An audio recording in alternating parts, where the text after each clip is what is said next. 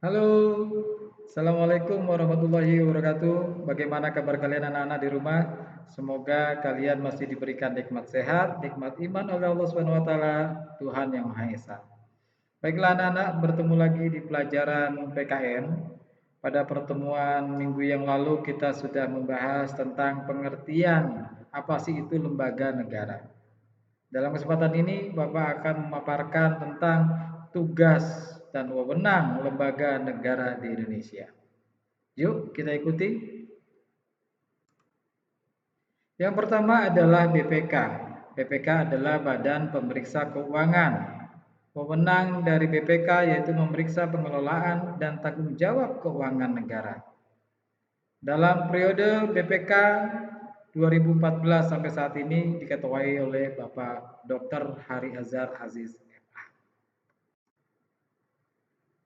Tugas dan wewenang BPK menurut Undang-Undang Republik Indonesia Nomor 15 Tahun 2006, Bab 3, Bagian Pertama, yaitu pemeriksaan, pengelolaan dan tanggung jawab keuangan yang dilakukan oleh BPK terbatas pada semua lembaga yang mengelola keuangan negara. Pelaksanaan pemeriksaan BPK tersebut dilakukan atas dasar Undang-Undang tentang pemeriksaan, pengelolaan dan tanggung jawab keuangan negara. Selanjutnya, yang ketiga, pemeriksaan yang dilakukan BPK mencakup pemeriksaan kinerja, keuangan, dan pemeriksaan dengan adanya maksud tertentu. Yang keempat, hasil pemeriksaan yang telah dilakukan oleh BPK harus dibahas sesuai dengan standar pemeriksaan keuangan negara yang berlaku. Yang kelima, hasil pemeriksaan pengelolaan dan tanggung jawab keuangan negara diserahkan kepada DPD, DPR, dan DPRD, dan juga menyerahkan hasil pemeriksaan secara tertulis kepada Presiden, Gubernur, dan Bupati atau Wali Kota. Yang keenam, jika terbukti adanya tindak pidana, maka BPK wajib melapor pada instansi yang berwenang paling lambat 1 bulan sejak diketahui adanya tindakan pidana tersebut. Tugas dan wewenang BPK menurut Undang-Undang Republik Indonesia Nomor 15 Tahun 2006, Bab 3, Bagian kedua.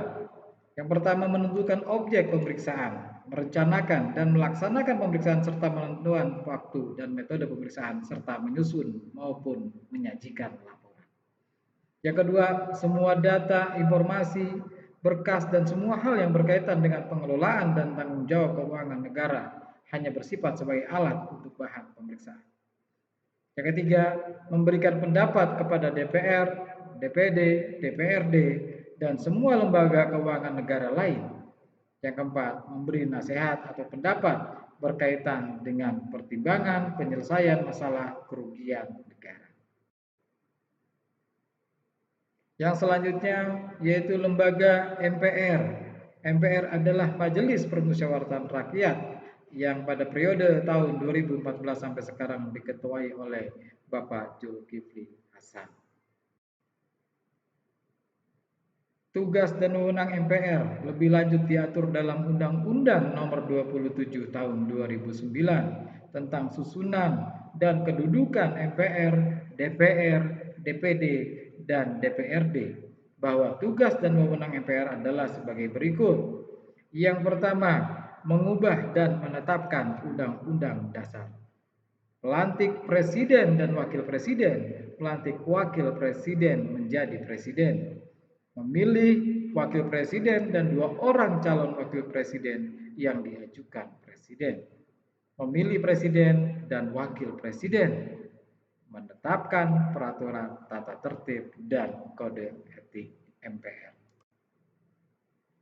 Yang selanjutnya adalah DPR. DPR adalah Dewan Perwakilan Rakyat yang pada tahun periode 2016 sampai sekarang diketuai oleh Bapak Ade Komarudin. Tugas dan wewenang DPR.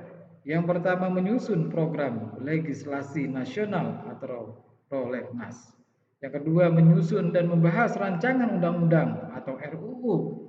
Yang ketiga, menerima RUU yang diajukan oleh DPD. Yang keempat, membahas rancangan undang-undang yang diusulkan oleh Presiden ataupun DPD. Yang kelima, menetapkan undang-undang bersama dengan Presiden.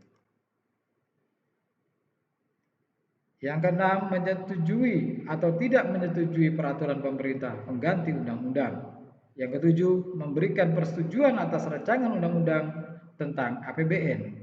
Yang kedelapan, memperhatikan pertimbangan DPD atau rancangan undang-undang tentang APBN dan rancangan undang-undang terkait pajak, pendidikan, dan agama.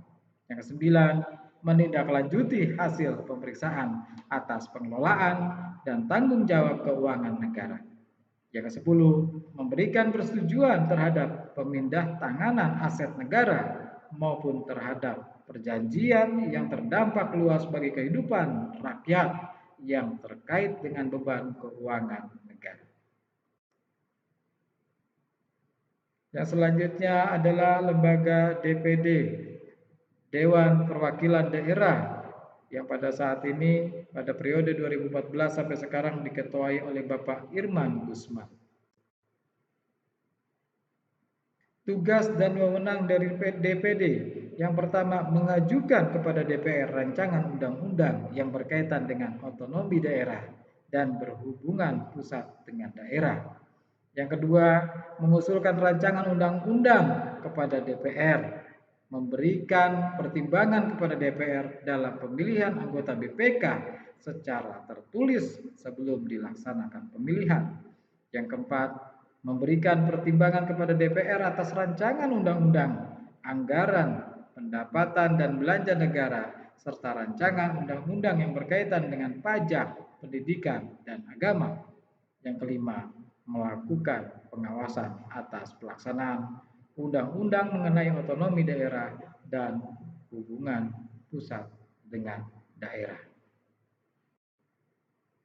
Baiklah anak-anak, itulah sebagian lembaga yang dapat Bapak sampaikan dalam kesempatan hari ini.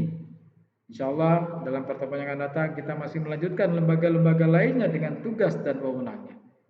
Bapak ucapkan terima kasih, jaga kondisi kalian, dan ikuti protokol kesehatan. Bapak akhiri, wabillahi taufiq wal hidayah. Assalamualaikum warahmatullahi wabarakatuh. Selamat pagi.